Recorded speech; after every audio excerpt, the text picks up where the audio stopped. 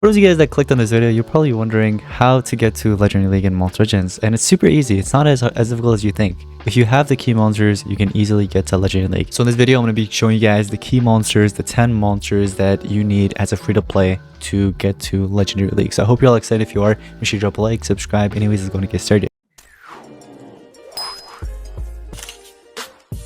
For those of you guys asking, what does he mean by free-to-play? Aren't all monsters free-to-play technically, or almost everybody? Yes, but also no. I want to point out the monsters that are easily obtainable like that, you know what I mean? Not someone that you can kind of like gamble your way through, for example, Vavashir or even Grafani Iron Wings through the, during events. So monsters like these, they're slightly harder to obtain. That's why I didn't put them in this list, obviously, but it's easily to obtain them, as long as you have the gems here and there. Some of the monsters will be available here and there from events, or maybe you already have the monsters. That's how common they are. But the first monster is from the Alpine era. Let me go ahead and show you guys. It's Albanasa. This mythic monster is just amazing.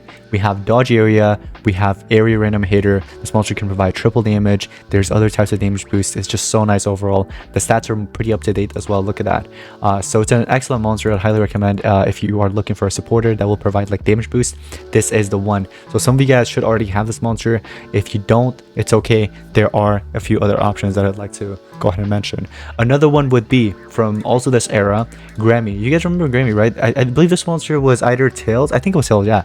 So the Tails challenge monster, some of you guys probably invested in it. This monster also provides damage boosts and stuff like that. The traits aren't as fancy as the other one, but he can do pretty much the same thing as Alpanasa. So I'd highly recommend maybe using this monster, run it on your attack team. It's best to run these monsters on your attack team because you can literally pair it up with the attacker that you have, a really good attacker that would triple damage, and then they get the turn and then they basically berate the enemy team.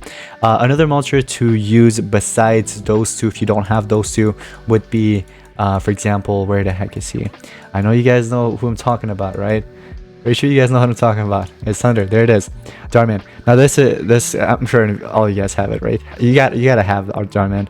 If you don't, I'd highly recommend saving up some gems and purchasing it through Cell Week, if not Monster Week. It does come around, and I'd highly recommend picking it up. It's an excellent monster. Another bonus with this monster, he can actually heal. So pretty good, and also he can hold the Galactic Talents. You can give it a Curator's Horn, and trust me, getting to Legendary League will be just a piece of cake for you. So that's another one. And last but not least that I kind of want to throw out in there is the nature element monster, Forge Labs. So Forge Labs can basically heal and also apply triple damage, double damage, and I believe also either 25 or 50% damage boost. So pretty nice monster overall. The only thing is the stats, but hey, monster can still be used. Most of the time when you're running these triple damage boosters or just damage boosters in general, you tend to make them slow, so their speed doesn't really matter as much most of the time, because you're going to be slowing them down just so that your attacker can match the speed, like it's like right below, you know what I mean? I've already like shown you guys examples and videos and also live streams. So that's basically for the number one list. The second one would be your attackers. Now here's the thing with these attackers, there's gonna be more attackers later on this list, but these attackers, I wanted to put them together because there's something special about it, and that specialness is either Pierce or, for example, what you might call it, what do they call it, the Cold Blood. So a Cold Blood effect, it's kind of like Pierce, but it's not really Pierce. So Mauser could be a really nice monster because you have Cold Blood, you could bypass taunt and dodge area, or sorry, taunt and mega taunt. You can pair it up with those damage boosters, and this monster could basically help you kind of win those battles easily. So this would be a really nice monster to pick up from shops and stuff like that. So pretty good monster. Next one would be the one and only, I'm sure many of you guys already know who I'm talking about. It's in the fire category, Serpentix. This is the next monster, still being used up to this day, and it can easily get you to Legendary League just like that. But if you want to go for the top 50 or something, I don't know if that's possible. It might be possible, but it's gonna be very difficult because nowadays players are using like 150 ancestral monsters. So Serpentix can't really handle that. But getting to Legendary League should be a piece of cake with this monster. And the next monster I do want to point out is the one and only, not from Blossom era, but it's actually from this one, Grindé. I have this monster at rank 5, and this monster is an excellent one.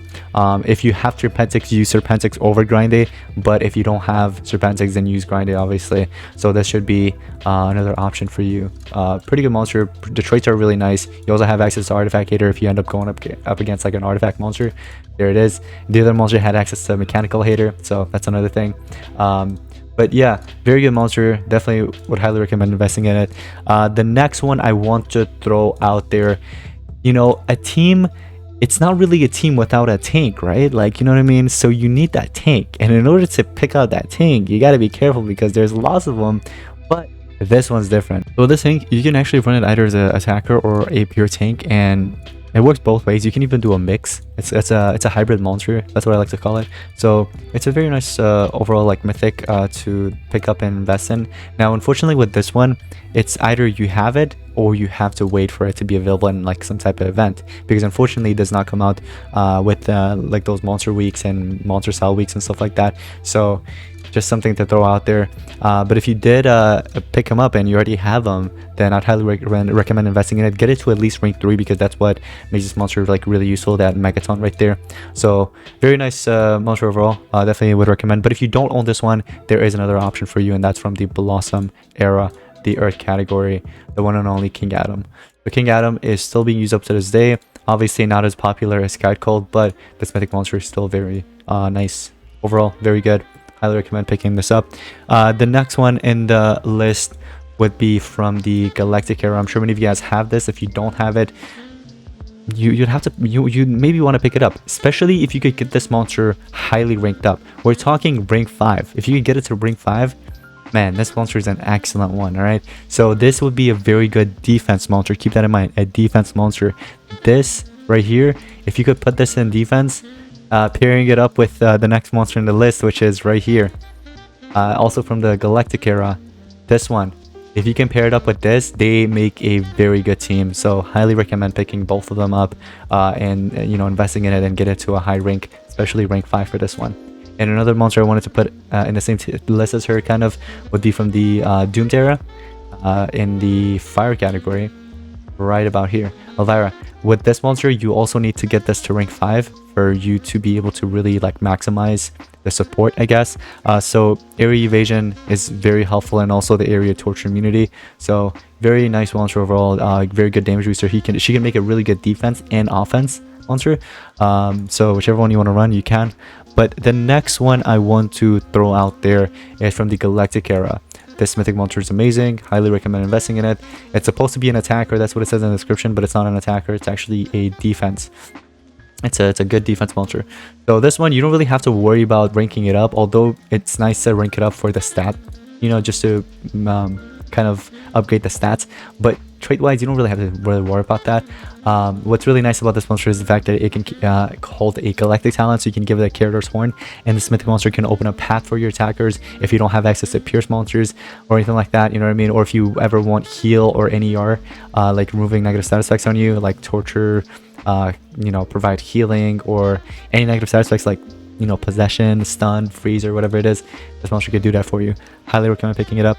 The next one in the list is from the Galactic era as well, and it is the Thunder category. Here it is, Voltic Redeems. So I wanted to put this in a different kind of like tier as Mauser, Serpentix, and Grindé, because this one, he's just unique in his own way. You guys know that, right? So I highly recommend picking it up. It does come in like shops, monster weeks here and there, so it's a good monster to pick up, and it will be useful for the long run.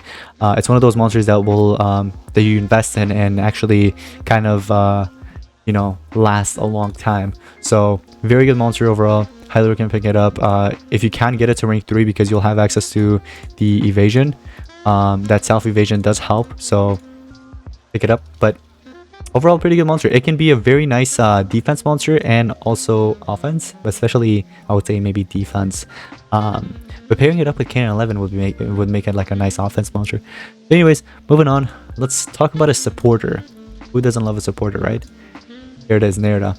If you get this monster to maybe rank 5, it would be nice if you get it to rank 5, but if you don't, it's completely okay. you can still, you know, provide that healing, that torture immunity, that NER. So, and also trade disable for you, opening up path. But it's really nice if you get it to rank 5. Moving on, the next monster in the list is 2 supporters. You can go with either one of them. It's actually from the Blossom era. You can go with either one. So Naya would be a really nice one. So this monster still holds its value. Getting you to Legendary League should be easy peasy. She has Algeria. You have Eerie True Vision, Xano Regen, Hardened, turn transfer skills, double damage. Can make a really nice attacker as well. Although I would probably run it as a supporter now because of all these tanks you're going to be going up against, all those like new relics and talents you got to face. So I would say run it more of as a supporter, but if it worked better for you as an attacker, then run that. That's also okay. The next monster that you can pair up with that would be Shadow Yena. They make an excellent duo. So if you pick one up, you might as well pick the other one up. And it'd be nice if you get this to rank 5 as well because of that self-dodge area. But if you can't, that's completely okay. She still can do a lot with whatever rank she is. And last but not least, the one I didn't want to miss out on and wanted to put in the list is the one and only, here it is, where is it? Earth category, Ural. So Ural, great resurrector still. He used to be an excellent one, although I don't think there are any better ones at the moment. They haven't released a really good resurrector in a while, so I feel like Ural's still the best one, but you guys can prove me wrong in the comments if you want.